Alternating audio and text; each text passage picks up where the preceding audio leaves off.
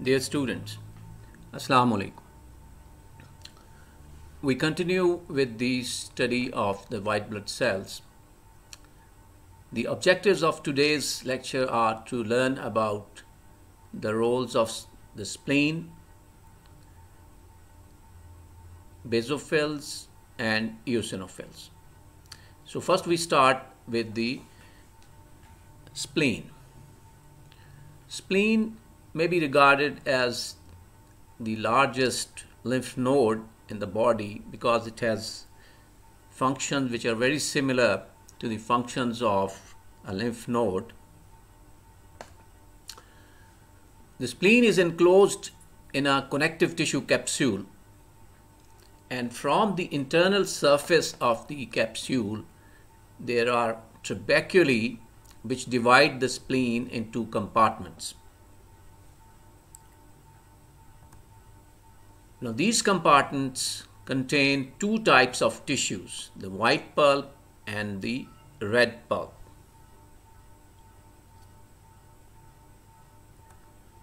The white pulp is mainly composed of lymphocytes, while the red pulp is composed of pulp cords, which are network of endothelial cells, and pulp sinuses, which are thin-walled vascular channels.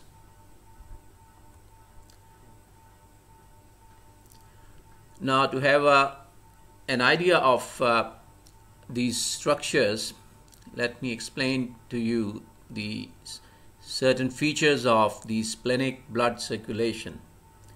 The arterial capillaries open into pulp cords, which open into the pulp sinuses, and these sinuses open into splenic venous system. Now you can see in this figure the red pulp and the branches of the splenic capillaries. Functions of spleen. Blood formation. We have studied that the spleen forms red blood cells during 5th and 6th months of fetal life. It also retains the potential of erythropoiesis in later life if there is any need. Reservoir of blood. In lower mammals, it acts as a blood bank. However, in humans, it can store blood when it is enlarged, but it does act as a reservoir of platelets.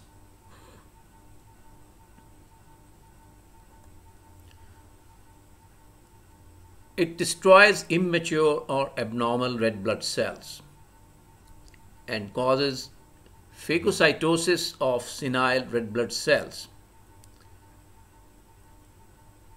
Now this process, in which there is packing of red blood cells in pulp cords followed by passage through the small slits, is called erythrocyte conditioning.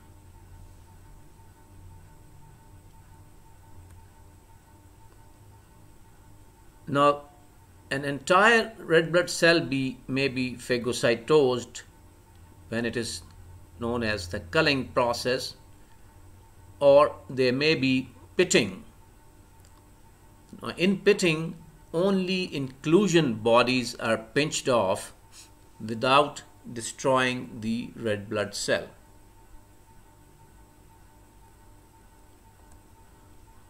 Now, these inclusion bodies may consist of the nuclear residues, which are called Howell-Jolly bodies, or they may be denatured hemoglobin residues, which are called Heinz bodies.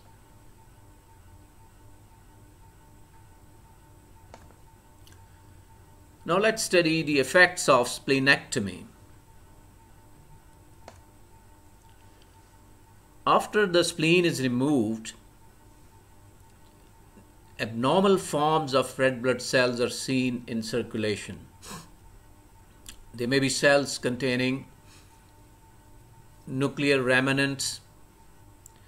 There may be siderocytes, which are the cells containing iron granules, or there may be leptocytes, which are basically thin red blood cells.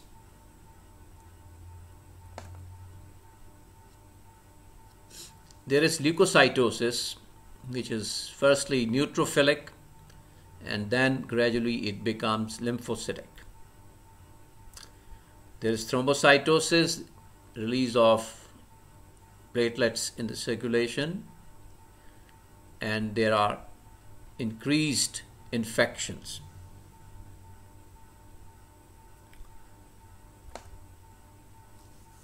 Now, hypersplenism may occur in certain disorders, and in this condition the formed elements are excessively destroyed, resulting in pancytopenia.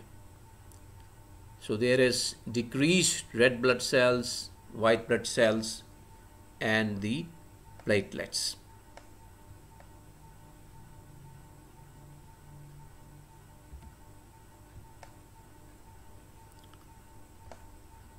Splenomegaly.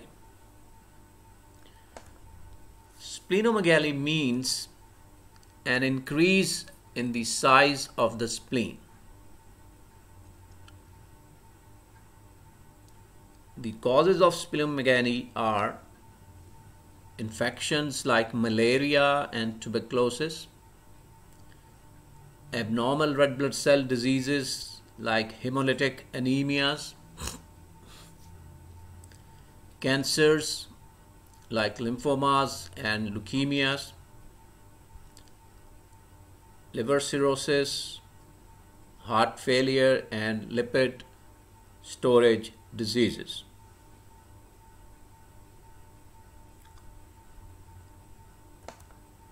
We next move on to the next topic, which is the basophils.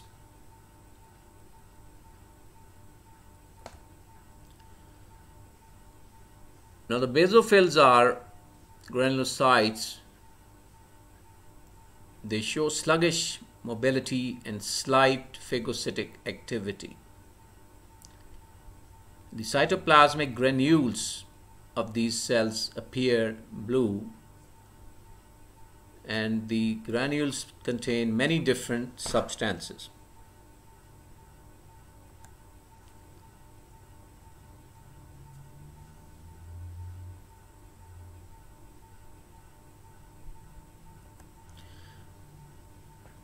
The substances present in granules are histamine,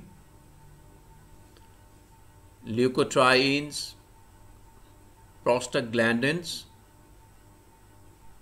and chemotactic factors including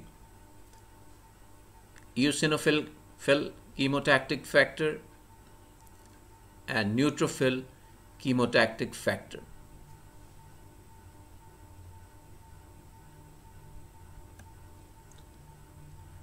Other substances in granules are platelet activating factor, heparin, and slow reacting substance of anaphylaxis.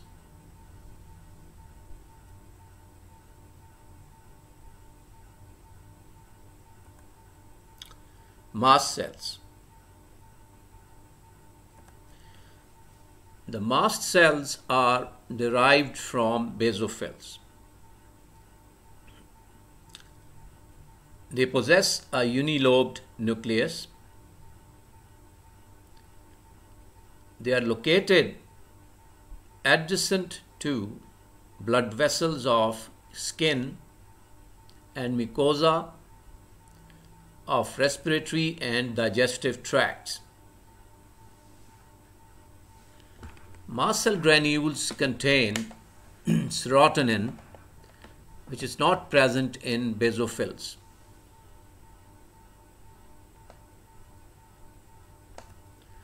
Role of basophils and mast cells in allergic reactions.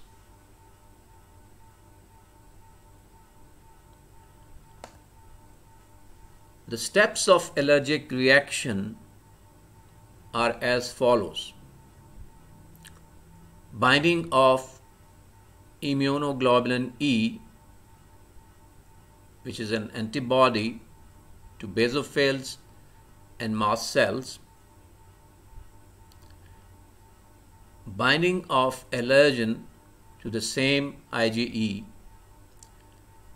This leads to the degranulation of granules due to calcium influx into the basophils,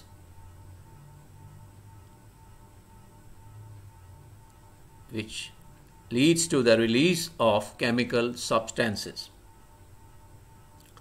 And these chemical substances then produce certain vascular and tissue reactions.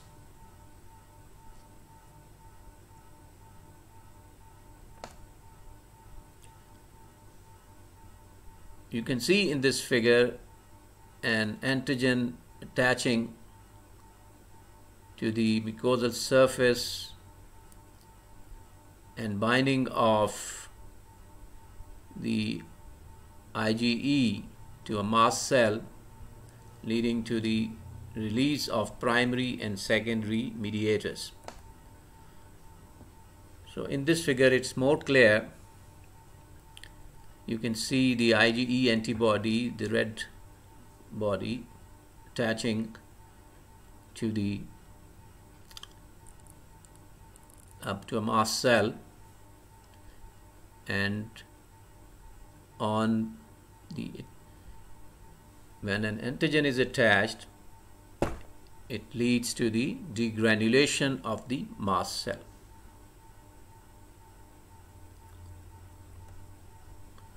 Now the vascular and tissue reactions, they include increase in capillary permeability, dilatation of arterioles, hypersecretion of mucus, and spasm of bronchial smooth muscle.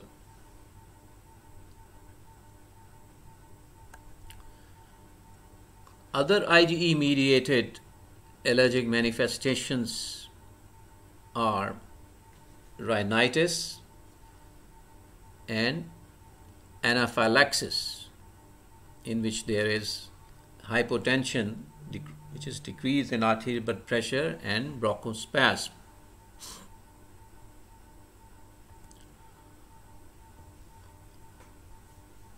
Eosinophils.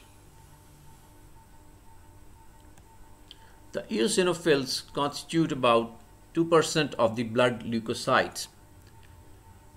The nucleus has usually 2 lobes. The eosinophils are less motile than the neutrophils but can re-enter the blood. And remember, they are weak phagocytes. This is the picture of a eosinophil showing the eosinophilic granules in the cytoplasm. Now these granules contain the major basic protein, which has the larvicidal activity, cationic protein, which binds heparin,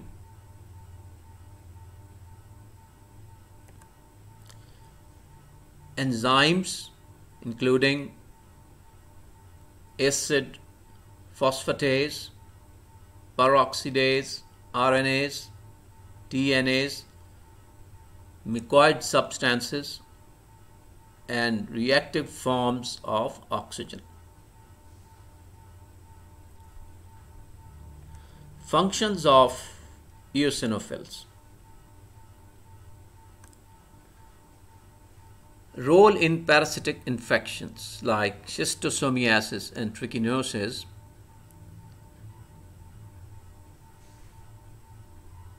These are infections in which parasites are present, and eosinophils kill the parasites by releasing hydrolytic enzymes, highly reactive forms of oxygen, and low acidyl polypeptide, which is the major basic protein.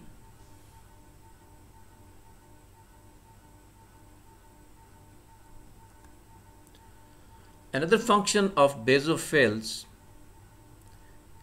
is to migrate to sites of allergic reactions.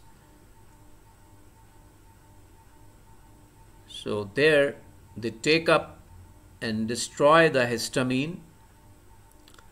They antagonize the effects of serotonin and bradykinin, and they ingest antigen antibody complexes. Now all these functions of eosinophils are to minimize the inflammation.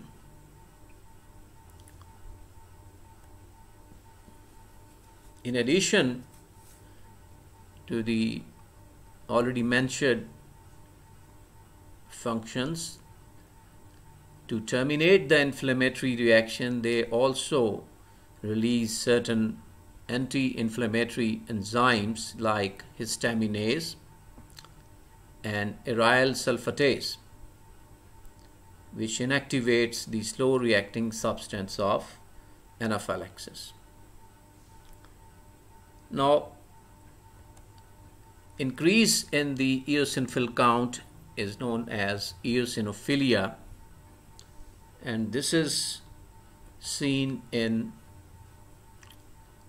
allergic conditions, parasitic infections, malignant diseases, drugs, or maybe idiopathic, which means no known cause is found.